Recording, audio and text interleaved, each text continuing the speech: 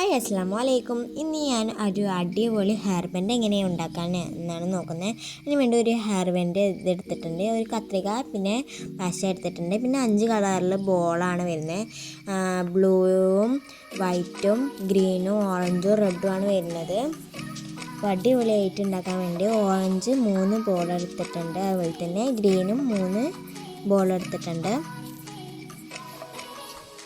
പിന്നെ ഒരു ബ്ലൂ എടുത്തിട്ടുണ്ട്, പിന്നെ വൈറ്റ് 2 എടുത്തിട്ടുണ്ട്. അപ്പോൾ ഇത്രയും മതി ബോൾസ്. ഈ ഒരു ബോൾസിൻ്റെ ഒരു പാക്കറ്റിന് 5 രൂപയാണ് വരുന്നത്. ഈ 5 കളർ എൻ്റെ അടുത്തുള്ളൂ. ഇനി നമ്മൾ ഹെയർ ബാൻഡിൻ്റെ പശ തേക്കാണ്.